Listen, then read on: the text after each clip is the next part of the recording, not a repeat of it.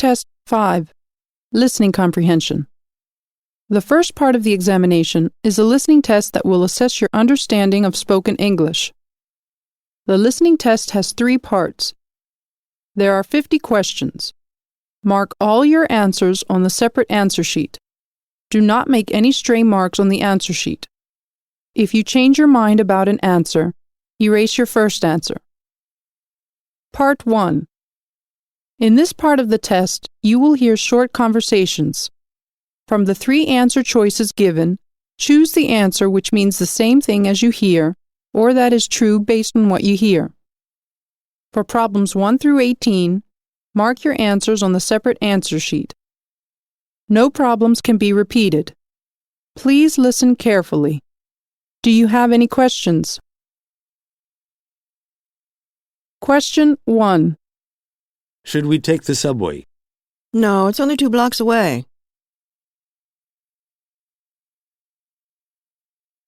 Question 2. My divorce papers just came through. That must be a weight off your shoulders.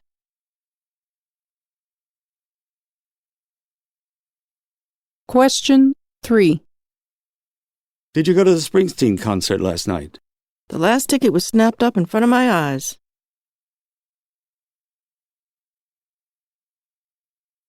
Question 4. Can you pick up a box of cereal on the way home? I'll stop by the store if I remember.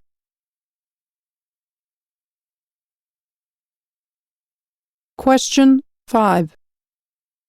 Did you cancel that appointment? It slipped my mind.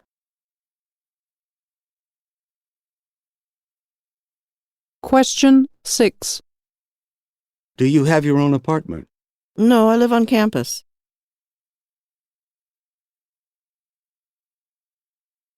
Question 7. Did you pick up the theater tickets? You said you would do it.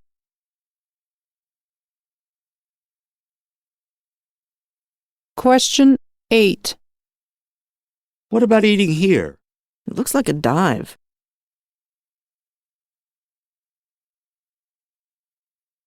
Question 9. Do you want another drink? This one's on me.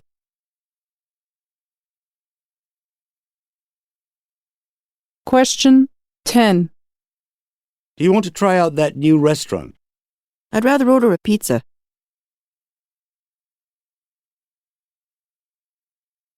Question 11. He really is an expert on computers. I'm not so sure.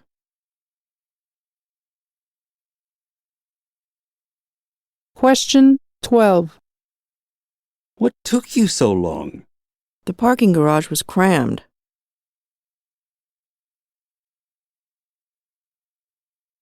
Question 13. Is Billy taking you to the high school dance? He's going to Baltimore this weekend.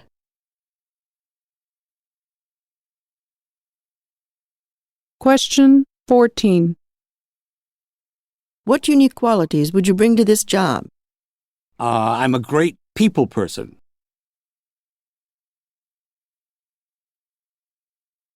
Question 15.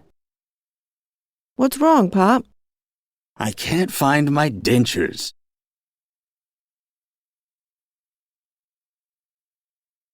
Question 16. Don't get too close. I've got a cold. I never get sick.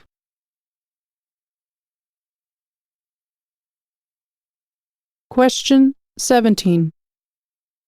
How would you like your drink? On the rocks.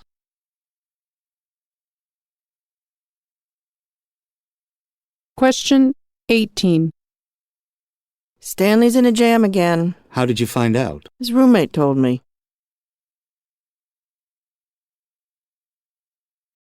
Part 2. In this part of the test, you will hear a question. From the 3 answer choices given, choose the one which best answers the question. For problems 19 through 35, mark your answers on the separate answer sheet. No problems can be repeated. Please listen carefully. Do you have any questions? Question 19. How far did you get with the personnel reports?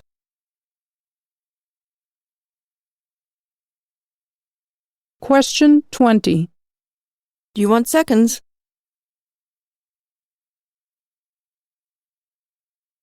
Question 21. What does your mother do?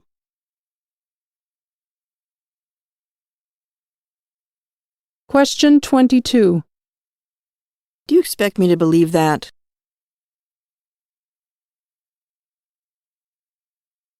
Question 23.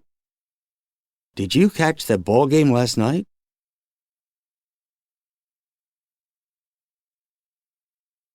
Question 24. There's been another holdup at the gas station.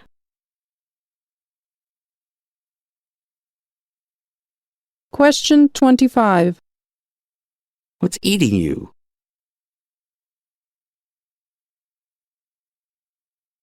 Question 26. Who did you spend Thanksgiving with?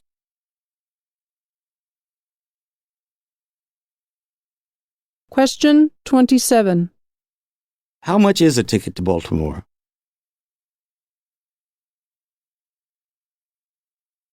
Question 28. How can I get a subscription?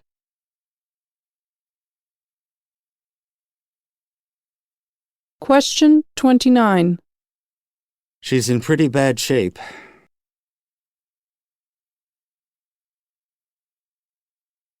Question 30. Steve is really behind the times.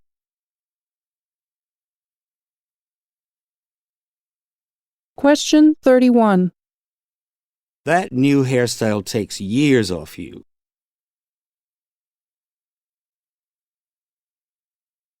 Question 32.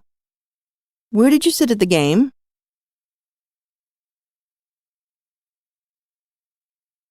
Question 33.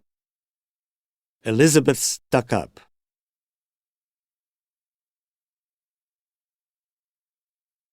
Question 34. He's the laughingstock of the entire neighborhood.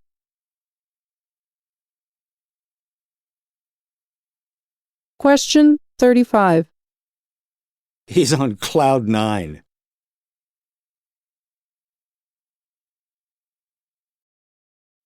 Part 3. Segment 1. You are going to listen to an excerpt from a radio program, The Experts Speak. You will hear someone talking about meditation. For questions 36 to 40, choose the best answer.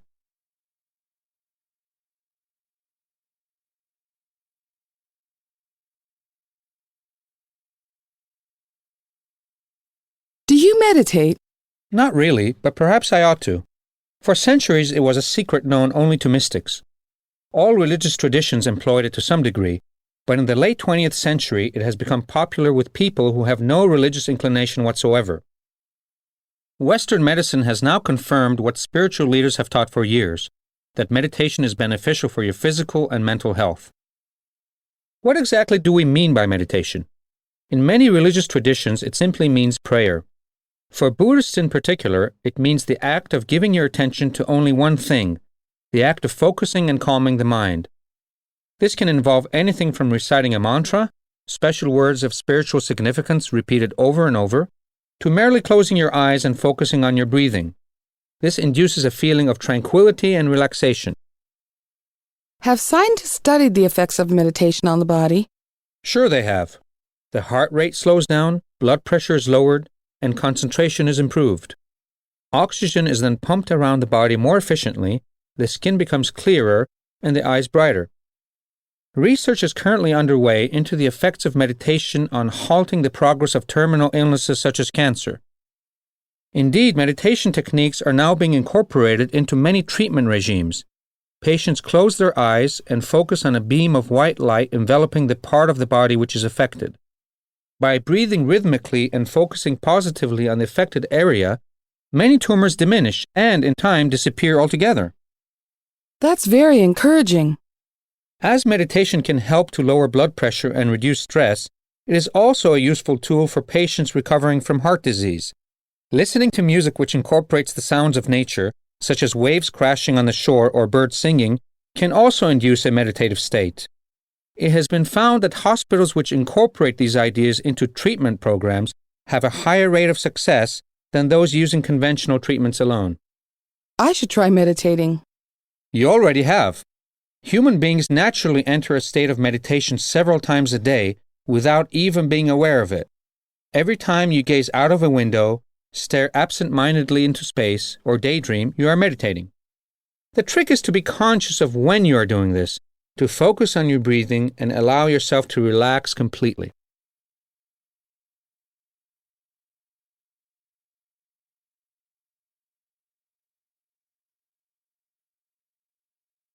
"36. What does meditation mean to Buddhists?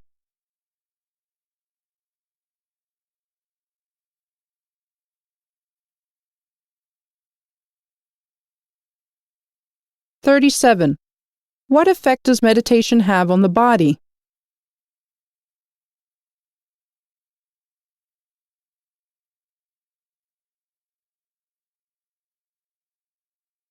"38. How can meditation help in the treatment of cancer?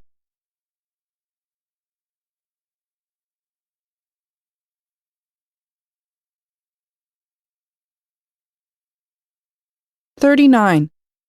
How can a meditative state be induced?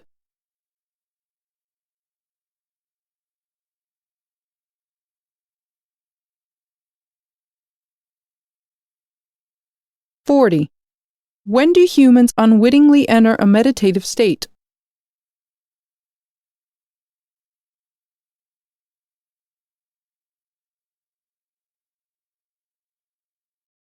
Segment 2. You are going to listen to an excerpt from a radio program, The Experts Speak. You will hear someone talking about happiness. For questions 41 to 45, choose the best answer.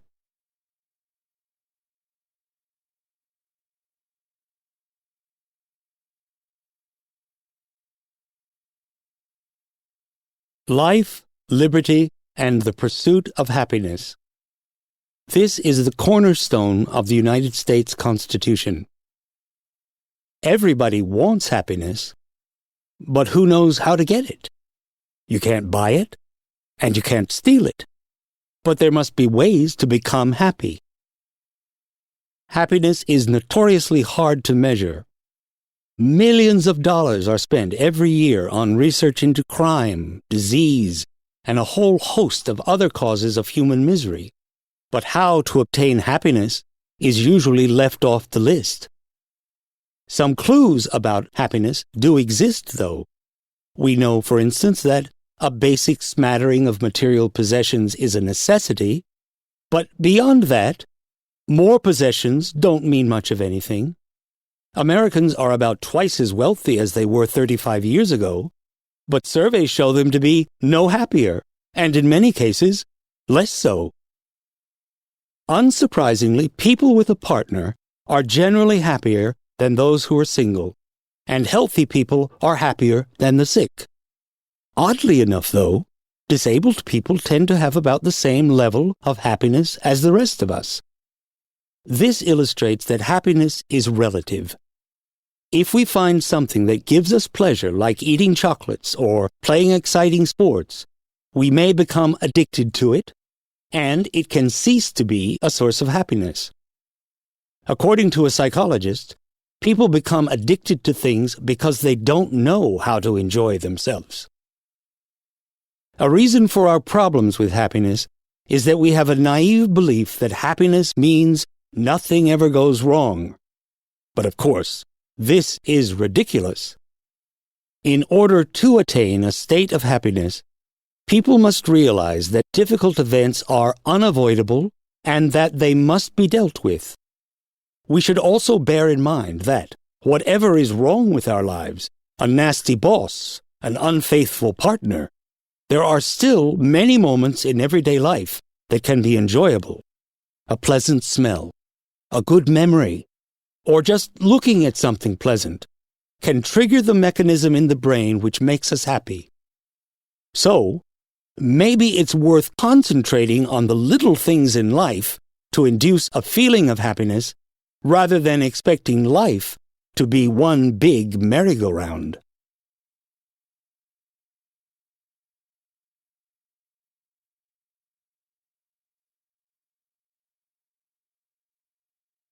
(41) What does the speaker say about material possessions?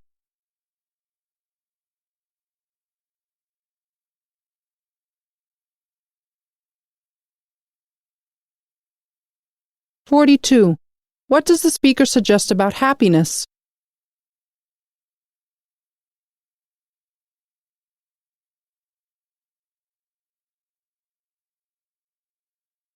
(43) Why do people become addicted to certain things?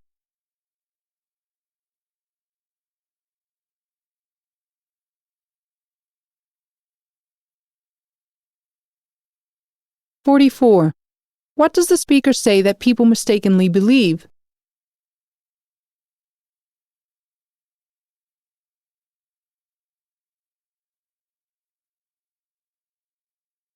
(45) What should we do to be happy?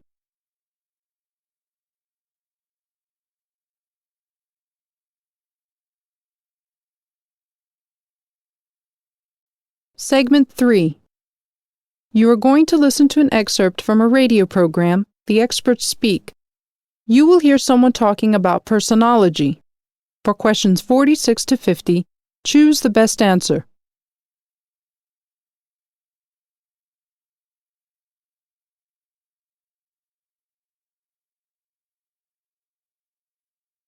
A face can be read like a map that points the way to a deeper understanding of ourselves and others. A widely held assumption is that a person's character is revealed in his or her face. Abraham Lincoln went so far as to say, "We are not responsible for how we look at birth, but by age 50, our face bears the record of a lifetime of choices." Each feature also reveals an insight into a person's personality. Every face tells a story, such a simple statement, but one that has fascinated civilization since the Egyptians.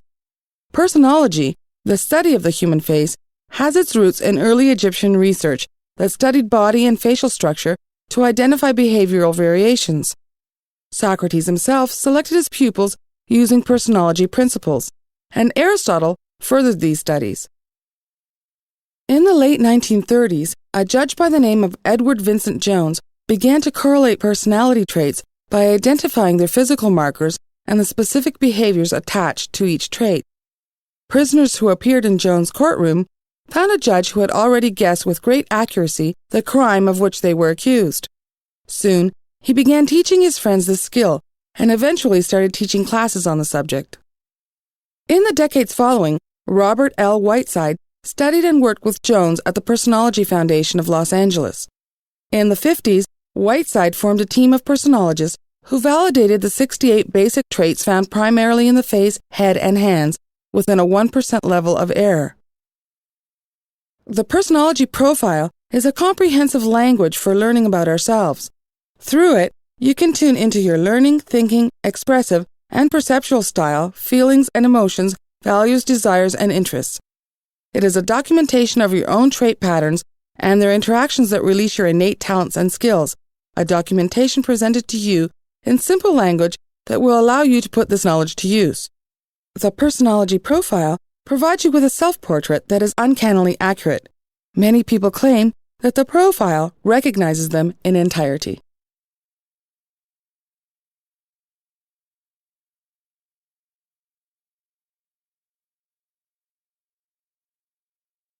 (46) What did Abraham Lincoln believe about a person's face?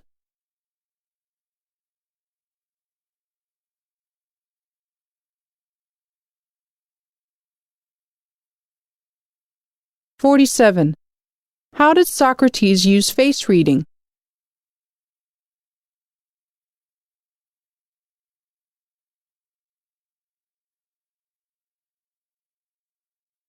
(48) What did prisoners realize about Judge Jones?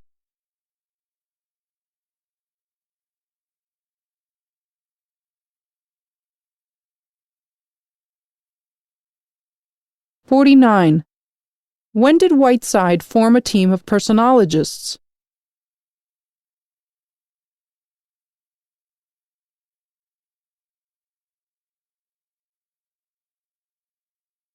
50.